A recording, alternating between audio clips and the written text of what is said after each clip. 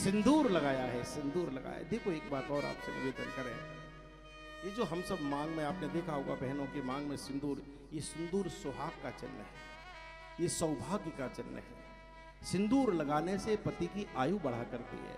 वो कथा आपने सुनी होगी, भगवती श्री जानकी जी एक दिन सिंदूर लगा रही थी बैठी हुई, उसी समय श्री हनुमान जी आ गए। जैसे ही श्री हनुमान जी ने जानकी जी को देखा है, बैठ के पास आके अपलक माँ का चेहरा निहारते जा रहे हैं, चेहरा निहारते जा रहे हैं। तो जानकी जी ने मुस्कुरा करके पूछ लिया कि पुत्र क्या हुआ, क्या देख रहे हो, क्या है?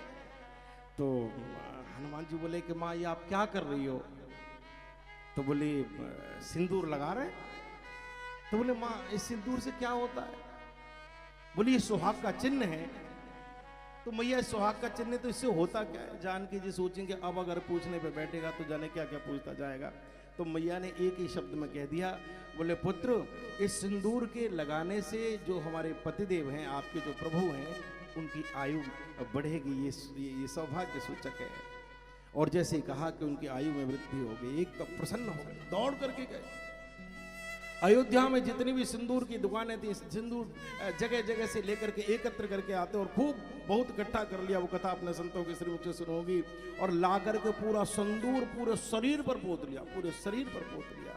और सिंदूर पोत करके एकदम लाल लाल हो करके और श्री राम जी के पास बिल्कुल उसी समय पर पहुंच के, उस जगह पर पहुंच के जहाँ भगवान श्री राम पूरी सभा में बैठे हुए थे। बड़े बड़े ऋषि बैठे, वशिष्ठ जी बैठे, और बड़े बड़े विद्वान जन वहां पर बैठे हुए हैं, सुमंत्र जी बैठे हुए हैं, राम बैठे हुए, भाई है साथ में, तीनों माताएं बैठी हुई हैं। हनुमान जी जब ऐसे सामने से आए, और किसी का इतना साहस तो नहीं कि जो हनुमान जी को देख करके कोई हंस जाए कि ये क्या करके लाए हैं, लेकिन सब के सब आश्चर्यचकित रह गए, देखते रह गए, ये क्या है? हनुमान जी जब सामने आए तो भगवान श्री राम के मन बहसे रघुवंश मणे, भगवान के अधरों पर भी थोड़ी सी मुस्कुराहट आ गई। और भगवान ने मुस्कुरा करके हनुमान को देखा, ये क्या लीला करके आया है आज। पास आके चरणों में प्रणाम किया। भगवान राघवेंद्र ने एकदम बिल्कुल निकट बिठाया, पास बिठा लिया। कहो पुत्र, और धीरे से कहा कि ये तू क्या करके आया है, ये तू क्या करके आया है? तो हनुमान जी बोले प्रभु आप नहीं जानते ये सब क्या करके आया हूँ?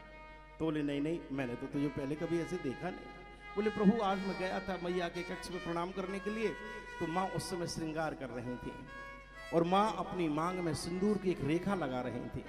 जब मैंने माँ से पूछा कि माँ ये मांग में सिंदूर किस लिए लगाया जाता है, ये सिंदूर किस लिए लगा रही हो? तो माँ ने कहा कि आपकी आयु बढ़ती है।